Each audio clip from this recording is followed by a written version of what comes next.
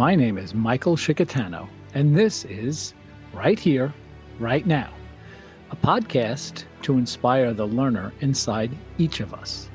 In a world that is full of so much information, we will help find and package that information so that you can use it in your lives every day in practical ways.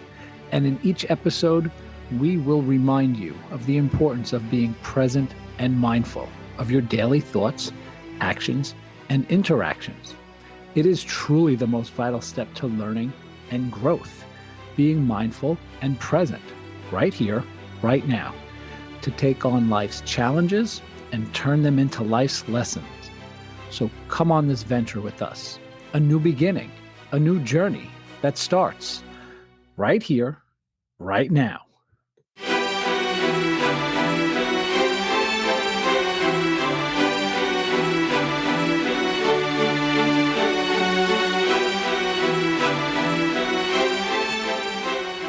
Welcome back, people. I am Michael Shikatano, your host of Right Here, Right Now, the podcast where we link our lessons in life to being mindful and present in each of our moments of opportunity and strife.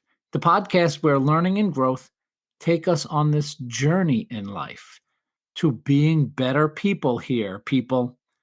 And we continue to learn how to be better learners as we finished off last season with some amazing insights from Adam Grant, how experiencing life through the lens of having more mindfully present moments is truly the only way we can learn. And from learning comes growth.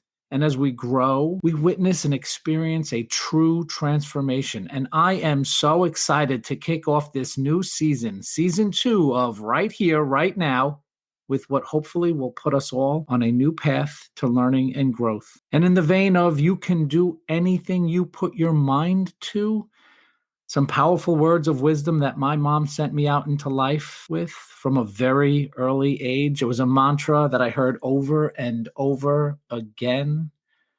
We will discover today that mom was certainly onto something back then, and how the right mindset is critical to doing anything we put our minds to. So let's begin. Everyone is a work in progress. And this could be the mantra for the mindset that believes anything is possible. And we'll call that the growth mindset here. No one is a work in progress. And this could be the motto for those who put limits on our abilities and capabilities, and hence for what is possible in life. And that's the fixed mindset. And it seems simple, effortless even. And maybe we end this right here. But if you think that no one willingly would just settle for the fixed ability, this fixed mindset, stay tuned. And as we pay more attention to these facets in our lives and the approaches that we have in our lives and in the lives of those around us, we will see how we all at some point or in some aspects of our life fall along this continuum from fixed to growth. So in life, our mindset dictates how we respond to adversity, as well as how we might seize an opportunity. The challenges and obstacles that we know are inevitable. Our mindset dictates what we believe we are capable of doing. This may sound like one of those common sense or rather elementary thoughts or concepts, but I'm not sure that the mindset we are currently working with in our lives is something that we ever stop to consider or wonder about, contemplate, or scrutinize. The mindset we bring to all of life's moments. What one particular mindset looks like or feels like or sounds like. Have we ever stopped and really thought, how am I approaching this? Have we ever stopped to notice, stopped long enough to pay attention to how we respond to and approach life's challenges and opportunities? And why I thought I would present this information on mindset today for each of our listeners is that our mindset may hold us back in some aspects of our lives, or it may propel us to a limitless ascent of whatever it is that we strive for. And I rearranged my schedule of episodes this season because I felt like I had to put this one early on in our second season of Right Here, Right Now, If we're all on this journey to getting better, a path of learning and growth, this information, I think, may serve us best to propel us down the path to becoming better people in the right mindset. The study and concept of mindset is fascinating for young students or business leaders, athletes, partners in relationships, both romantic, otherwise. All of us in all of the roles and relationships we hold show up to those roles with a certain mindset. And the theory goes that we may have a more malleable mindset than once thought of. It is far more likely that we have a different mindset with certain roles that we take on, that we approach our setbacks a little differently in various aspects of our lives. And this approach is dependent on our mindset. And the experiences we have had over our lives has helped to shape this mindset. Our upbringing, not just by our parents, but by coaches and mentors and managers and leaders in our lives, even to this very day, have helped to shape how we face our world of challenge and strife and opportunity and possibility.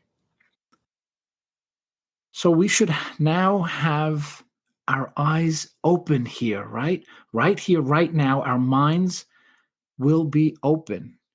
It's important, and we can look for our mindset and approach to lift us up, and our approach to life to shift how we handle life's obstacles and life's opportunities. And this is the most important aspect of the mindset approach and the theory that our mindset can be learned, both in the positive and negative direction. So what is this theory? What are the mindsets that give us a better chance of living a more fulfilled life? Carol Dweck tells us in her artful masterpiece titled Mindset that there are two mindsets that pave the way to what we believe about learning and intelligence.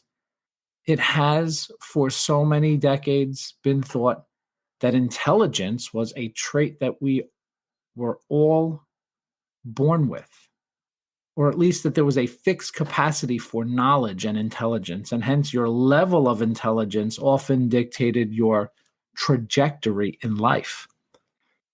But Carol Dweck and her colleagues were very interested in looking at our capacity to handle failure in spite of our fixed intelligence there. Those setbacks that we know we will encounter in life, her research began with her curiosity on students' attitude with failure. The industry-changing information that came out of her research found that when students believe they can get smarter, they understand that effort makes them stronger, more capable. Therefore, they put in extra time and effort, and that leads to higher achievement. The students that did better believe that failure is not an end state. Beautiful, right? It's the beginning of what comes next. Failure teaches us what it will take to learn and grow and be better when we are in the right mindset. We know that some of us are far better at bouncing back after a setback or obstacle, but maybe not in all areas of our lives. We may be better at taking the setback and learning from it in some parts of our lives, but not so resilient in other aspects of our lives when we encounter those obstacles that we know will come. So today, as you listen and learn, try to reflect on why you might bounce back more readily, say at work, than you might in your role as a parent. So let's get into these terms, this growth and fixed mindset. Carol Dweck developed the terms growth mindset and fixed mindset in her research. The growth mindset, individuals believe that with work and time and effort, greater achievement is possible, likely even, and that there is a capacity to improve almost any aspect of your life with effort. It's an effortful approach with a deliberate process and strategy set forth on your path to learn. The fixed mindset individuals have the belief that achievements and outcomes are more a result of one's ability, right? See the difference here? The fixed mindset is you have this ability and that's it. And it's thought to be fixed. That if the fixed mindset individual achieves some level of success or a particular outcome, it is due to their level of intelligence or athletic prowess, some God given ability that just is. Which also means that their failures or setbacks are due to their inability, and there's less room for getting better.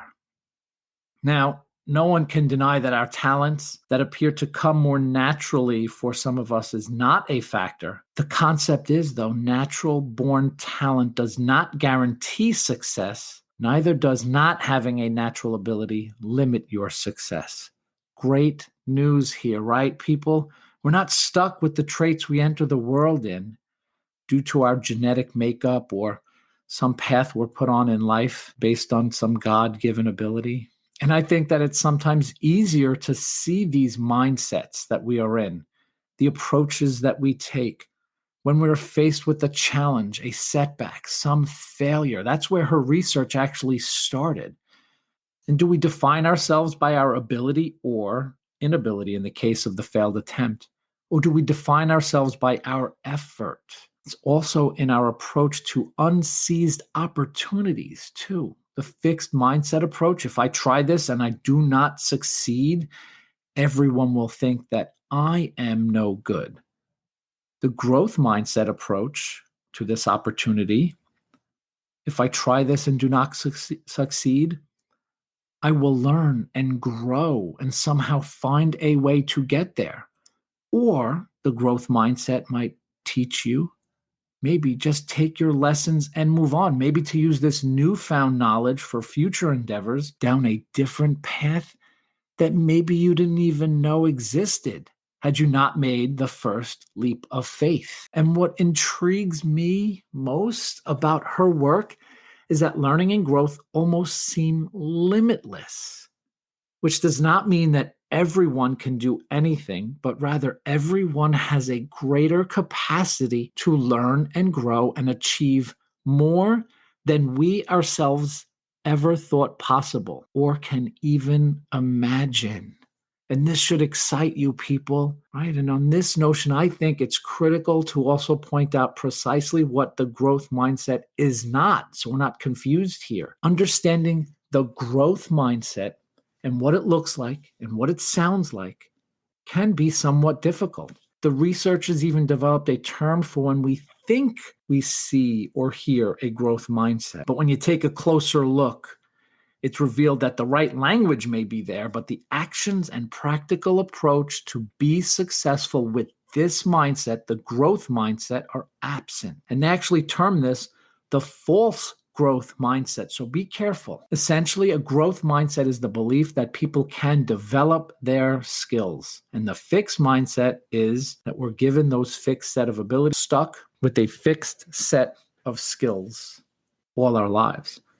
And let's outline a few of those misunderstandings about the growth mindset and the fallacies that have developed over time. First, and likely to be the most prevailing misconception, is that just by being open-minded and flexible, you're in the growth mindset. But the reality is, though, the growth mindset begins with an open-mindedness, but also requires a dedication and commitment and deliberate and strategic approach to growing talent and skills. So it's not just saying, I'm open to this and I can learn. There's really some deliberate action here. Another misconception about the growth mindset is that it's all about the effort, mainly how our praise of people's effort may propel them to achievement. But it's much more about the strategies that we use to apply the effort required by way of seeking input from others. It's a process of learning and relearning based on outcomes that incrementally improve with a deliberate approach. Yes, it's about understanding and yes, being open, but specifically about what did not work this time around. You're always looking for those lessons and seeking ways to apply learned principles to new challenges for a better outcome. And a caveat to the praising effort, especially with children and students here, we should never be content with effort that is not yielding further benefit. Children, students, athletes, all of us on a journey to being a bit better, we must see that our concerted effort yields improved results. That is the key here, people. Effort for the sake of trying is not growth. Effort that leads to learning and better outcomes is growth. And this insight and this belief is so valuable to us as individuals, as parents, as partners, as colleagues, as leaders, as teachers, as coaches, as human beings. And so maybe the best way to look at this and our best approach using our mindful spirits and present actions is to consider that our mindsets exist on a continuum from fixed to growth. And although we'd like to always have a growth mindset, the reality is that we can strive to be on a journey to a growth mindset. Our goal should be to recognize fixed mindset elements in ourselves and each other. They're there, people. Look for them. And then reflect on feedback and strategies for how to improve. And we can move along the continuum to a growth mindset.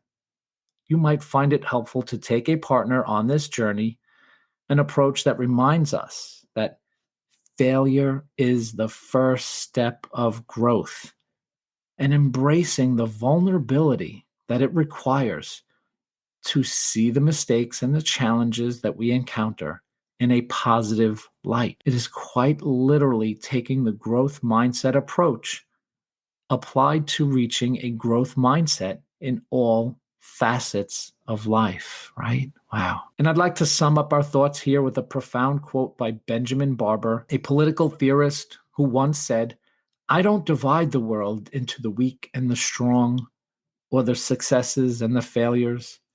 I divide the world into the learners and non-learners." So be a learner, become a learner in all aspects of your life. And we must remind ourselves that the best way to recognize our mindset in life is to be mindfully present of how we respond to challenges and how we look to our opportunities in each moment on this journey, right here, right now. Please, people, find a partner that you want to take this journey on and share this episode with them so that you can both learn and grow, leaning on each other's insights and feedback, open to the growth mindset approach to your mindset, living to learn and learning to live here, people. Thank you all for listening. Thank you all for learning and sharing. We'll see you next time on our next episode in season 2 of Right Here, Right Now. Up next on Right Here, Right Now, we have something special for you, a mindfulness intention, a series of moments to help slow us all down. Something that was created to help as a practice that we can use to help bring ourselves back into all of the moments of our lives, paying attention, focusing, and being mindfully present so that we can really experience our lives. Brought to you from a wonderfully creative mindset, I hope you use these intentions deliberately. In less than 10 minutes, this practice is an immersion into how you can practice mindfulness and gain some insight into self-improvement. Next week's mindfulness intention will help us realize who we are, how the world sees us, and how this is jaded by how we see others' perception of ourselves. Through self-awareness and an awareness of what the world sees in us, we can be more mindful of who we can be. Next time on Right Here, Right Now. See you soon.